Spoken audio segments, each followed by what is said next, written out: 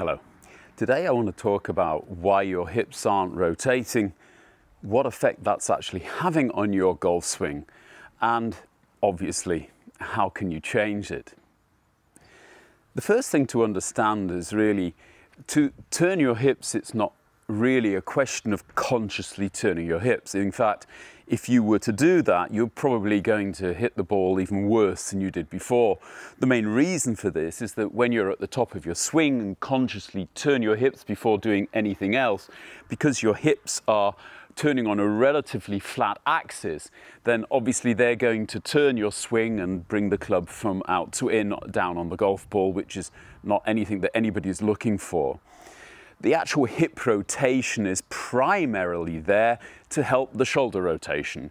So if you're trying to swing your golf club around a center axis, then the center axis is in the middle of your shoulders, not in the middle of your hips. And the reason that we want you to turn your hips so much and so aggressively is to allow you to turn your shoulders so aggressively through the golf ball especially. And this is where a little bit of the puzzle starts. So why aren't your hips turning? Well, the main reason is they have absolutely no reason to. From the top of the golf swing, you have actually started to hit down at the golf ball, and you're going to achieve that without turning your hips at all.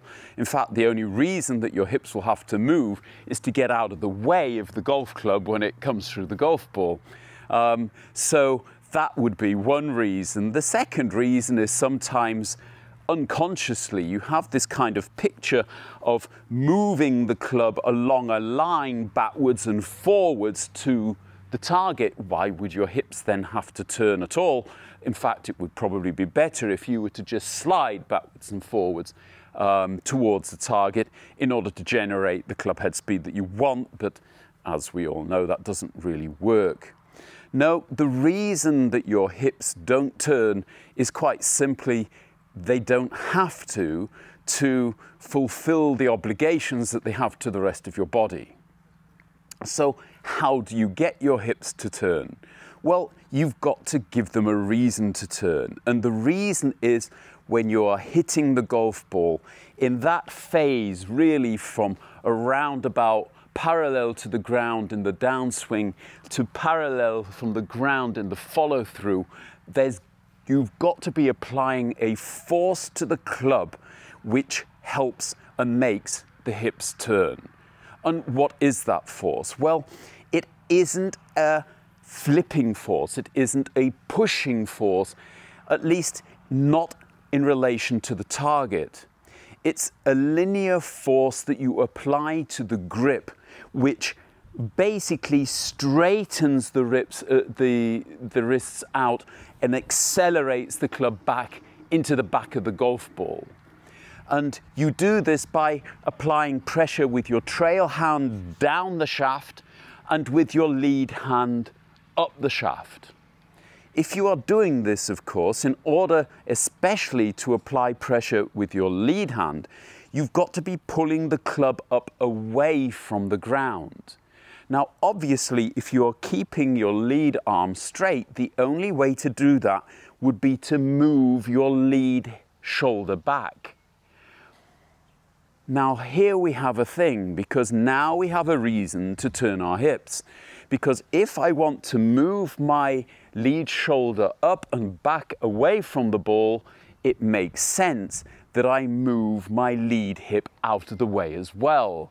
And even further down the chain of command, it would make sense to straighten the lead leg in order to help the lead hip to turn and the lead shoulder to turn, to pull up on the club and to apply pressure or to actually pull the end of the grip upwards.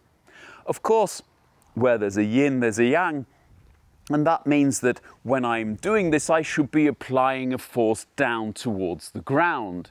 This force will vary depending on the length of swing and the amount of forces which are pulling the club to the ground anyway. We talked about that in another video. I'll leave a link either up there or down in the description if you'd like to look at that one. But that basically says that if you get the balance wrong between the pressure you're applying with the trail side and the pull that you're applying with the lead side, then you will start to get different impact locations from toe to heel. But obviously, the trail side has got to be moving down the shaft, the shoulder, trail shoulder moving down, the trail arm moving down, in order to equalize these pressures. And I'm sure you've seen drills where the players will do something along these lines.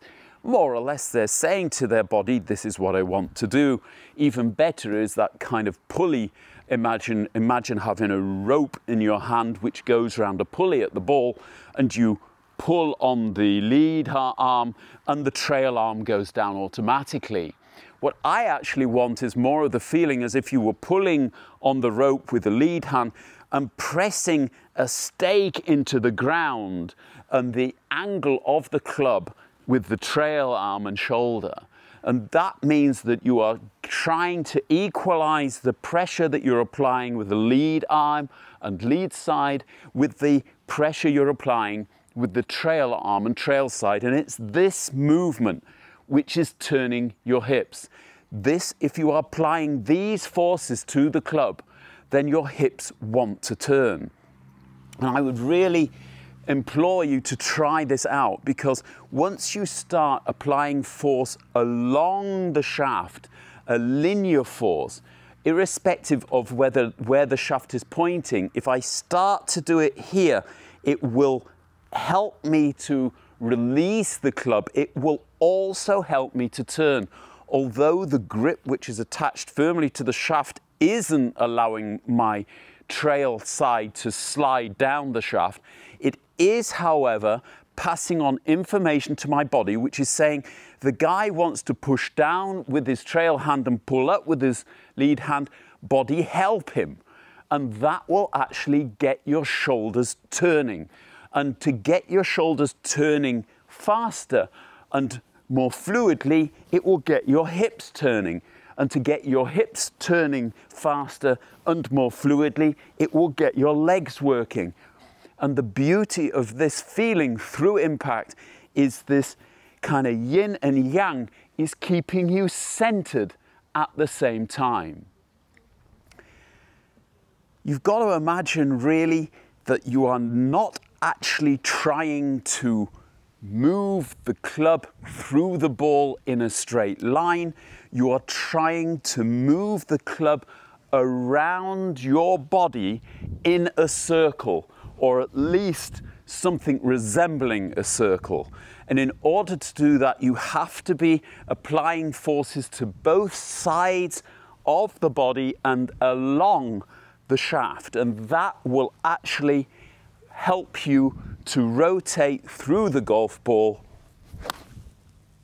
stay centered, get the club square, and who knows, you might actually find a position when you get to impact where your hips are actually pointing slightly towards a target. Imagine that. Hope it helps you. If it does, please hit the like button. That helps us a lot. Otherwise, you could subscribe if you're interested in seeing more videos from me. I'll be back very shortly with the next one. Until then, goodbye.